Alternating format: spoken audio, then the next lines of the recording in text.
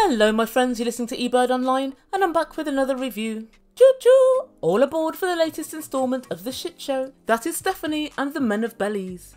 And this week we discover that Harris was merely leased with an option to buy. So at the end of the video I'm going to discuss what I think with regard to Stephanie and Harris's relationship and if I think this relationship has any future potential. As usual, before we begin, please don't forget to subscribe to my channel, make Ebird a happy Ebird, and also you can follow me on Twitter at Ebird Online. And guys, please don't forget, if you enjoy the video, press the like button because it really does help with my YouTube algorithm. Thanks guys! So without further ado, I give you Stephanie and Harris. And so when we first meet up with this couple, they're walking along the beach hand in hand, like a couple of star-crossed lovers. And Stephanie tells us, Harris has to get back to work, so I'm feeling very melancholy right now. Stephanie, I think you'll find that Harris is at work at the moment. And Stephanie tells us she's so happy with Harris. And Stephanie tells us, the sex is phenomenal. Harris is a man. And as if to prove exactly what she's saying, he decides to climb a tree and grab a fresh coconut for her, like a little kid. He hands her the coconut and they walk over and sit on the pier. When they sat down, Stephanie just couldn't wait to get her mouth round Harris's nuts. Sorry Mum, I'm so sorry. Careful Harris, these aren't the only nuts Stephanie likes to break. And I can't help feeling that Stephanie must be having alcohol withdrawal symptoms. She literally has the DTs. I doubt she likes the taste of coconut without the rum in it. And then she explains that this is their last morning together and Harris has to get back to work. What? Back to work? And Harris, whatever happened to Stephanie, I will look after you right up until you get on the plane. Not like Ryan the Terrible. So you've decided to bounce early. Promise number 1, broken. And Harris tells us, I feel so bad about leaving. Probably because there's 24 hours for Ryan to worm his way back in. And as they sit on the pier, I notice once again that Stephanie has pigtails. Stephanie, having pigtails doesn't not mean you're 52. But Stephanie has things on her mind and she tells production, I just have a few things weighing on my mind. And then she sits down to question Harris. And she says, would you leave paradise for cold Michigan? Stephanie, he's not in paradise, he's with you. And Harris intonates that he would, if that's where the money is. And then Stephanie tells us, oh look, Ryan's been calling. Typical Ryan. He always does things wrong and then he wants to call. Well, I've done with Ryan. I have nothing left to say. I think you probably do, Stephanie. I believe you've got plenty to say about Ryan. But Stephanie's still busy questioning Harris. And she said, I wanted to see a few different pictures of you on Facebook. As you do. Yeah, I suppose I know what you mean, Stephanie. One of the main things that I always want to do when someone's sitting in front of me in real time is have a look at their Facebook to see what they really look like. Oh God, Stephanie, pull the other one. It's got silver Christmas baubles on it. The eBird's partial herself to a good old bit of snooping. Some might call it stalking, but at least I've got the bollocks to admit it. And then Stephanie says, why is there a picture of you and your baby mama on your Facebook? Look, it was on your birthday, which was just 3.5 weeks ago. And Harris said, well, yes, it was on my birthday and that's all. She's moved on and I'm moving on. I'm so sick of back and forth and up and down. She's moving on, I'm moving on. That's it. And do you guys ever notice that Harris always says back and forth and up and down? It's an interesting way to describe your relationship with your partner of 14 years who has your 3 kids. Back and forth and up and down. Harris, I think you forgot in and out. But Stephanie's like a dog with a bone. She's not letting this one go. And she said, well, it doesn't look like an unhappy couple to me. She looks in love. You guys have got 3 kids together. And although the photo isn't massively lovey-dovey, she's leaning right into Harris and he does have his arm around her. They definitely look like a couple. And Stephanie said, I don't just want you to answer anything, I want you to think about what you're saying. So he did. And he said this. It was my birthday, so she wanted to take the picture to remember the good times and the bad times. What? Why does somebody want to take a picture to remember the good times and the bad times? And just like Ryan before him, Harris chats pure rubbish. It's as if he's in a job interview and he's so nervous, he's just saying anything. I'm a fantastic team player, but I work just as well on my own. He literally just contradicts himself all the time. But even after saying, I want you to think about what you're saying, and I don't want an automated answer, Stephanie said, I'm really glad to hear you say that. Stephanie, halt those pills, halt that alcohol. I believe they prevent you from realising that we all think you're an idiot. And Harris said, I've got something to tell you. I'm not gonna lie,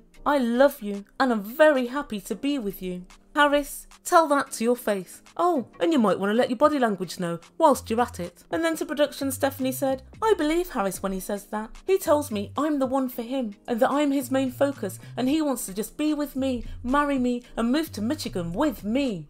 She acts like this is some sort of badge of honour. Stephanie, it isn't. He's moving with the money. He's following the trail of cash. The trail that you've laid out for him. That trail. And then she said, I've been through the ringer, though I still have a lot of questions lurking in my mind, but I'm not gonna let that stop me. And then she hugs the liar that is Harris. And the next time we see this couple, in fact, sorry, rewind. The next time we see these two, Harris is packing to go. I say packing, I mean throwing a load of old tut into a black bin liner. And Stephanie asks, is your phone fully charged? So that I can check in. Oh my god, Harris, she's going to start stalking you with immediate effect. And then she said, I put a snack in the pocket of your shorts, in case you get a little hungry. Something for your tummy. She speaks to him like he's some sort of little child. I know we talk about Stephanie mothering people, and I don't talk about this just because she's a bit older, but I talk about it because she actually speaks to these guys as if they're young children. And incidentally, what sort of meal would fit in a pocket? Nothing that can keep him satiated, that's for sure.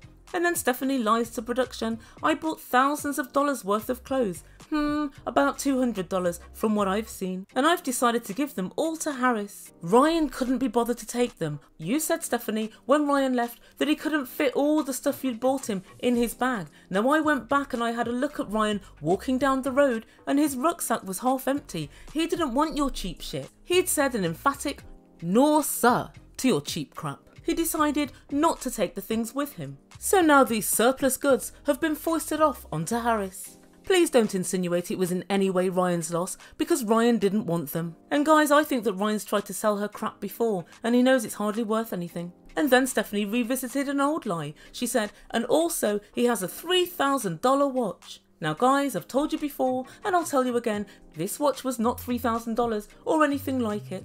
And here's my proof. This is a screenshot from Amazon.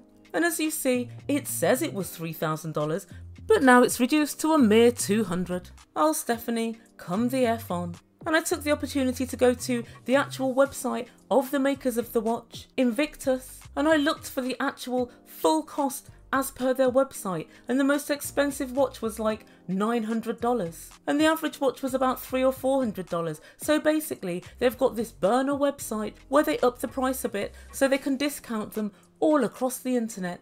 That's what this is. The watch was not $3,000 and you did not pay $3,000. Stephanie, you're a liar. But guys, what happened next was one of the most cringe-worthy moments of the season. Stephanie handed Harris a $100 note and she said, this is for you to get yourself some snacks. And Harris took the note and looked at it. Are you sure this is real? Is this real, baby?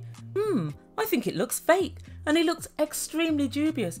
Harris, you don't look a gift horse in the mouth. If someone's offering you $100, you take it as that. Thank you very much. Good night. God bless. How embarrassing and how rude. She's paying for services rendered, Harris. Harris thought the note was fugazi.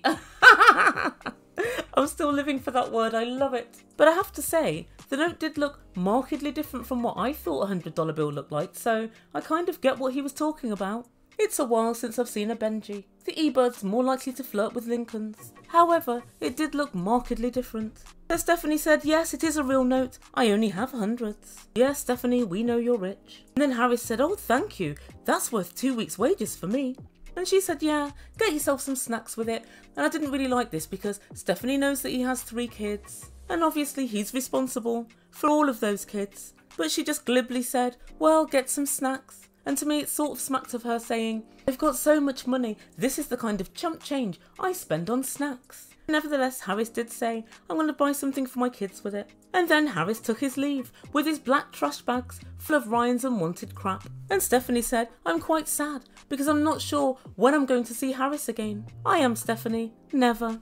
So Harris departs on a golf buggy and Stephanie gets back to business. She goes to top up her alcohol content with a lovely margarita. She lets us know it's been physically and emotionally exhausting. She's going to cancel that K1 visa for Ryan. She tells us she trusts Harris a lot, but she still wants to have a chat with Emma, his baby mama, because before taking Harris to America, she needs to know that they're finished. And that's where we leave these two for this week. Right, Stephanie, I can barely contain my anger with this. Stephanie's acting as if him leaving his 3 kids is absolutely nothing. She barely mentions it. She's only worried if another woman is going to become her love rival. She couldn't care less about his kids, about his relationship with his kids, or about what it would mean to his kids to have their father abandon them and move thousands of miles away.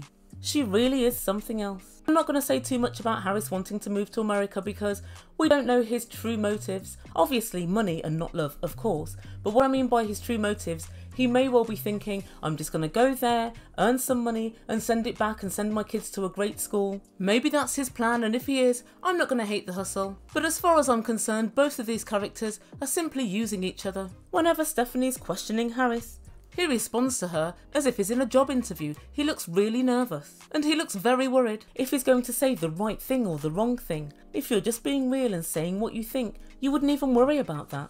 And it did make me laugh when she said, the weather in Michigan's awful, how are you going to cope? Don't worry, Stephanie, within a year or 2 he'll be in Florida. Sans you. All that Stephanie has done is purchase his gigolo services, and all Harris wants is money and the opportunity to get to America. Stephanie is to the men of Belize what the Pied Piper is to the children of Hamelin. Beware Harris, we all know how that ended. At one point, Stephanie said, I've got lots of open questions that I need answers to. Stephanie, me too. The Ebird has quite a few questions of her own. But luckily for you guys, I also have the answers. Question number 1. How much does Harris cost per night? Answer, $25.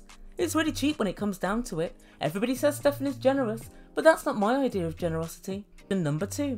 How many pairs of earrings does Stephanie have? Answer, none. She just has some Christmas baubles and she wears them daily. Question number 3. What does Natalie spend on her favourite bottle of wine? Answer, about 10 minutes. But by far the most important question, to which I don't have an answer, is how much are you paying Maria of Terrible Tarot? That I would love to know. So guys, let me know in comments down below what questions you have, if any, for Stephanie, and also let me know what you think about Stephanie paying / gifting Harris at the end of his stay. I have to say guys, I was absolutely dumbfounded. I believe a classier person, if they wanted to gift somebody, would have done it behind the lens of the camera. So please put your comments down below and I'll be back very soon with another video. Please, before you go, like, subscribe and all of that good stuff. It's fun over here. Do let me know how much time will elapse before she starts rage texting Harris. And I'll see you very soon. You've been listening to Ebird Online and I bid you good day.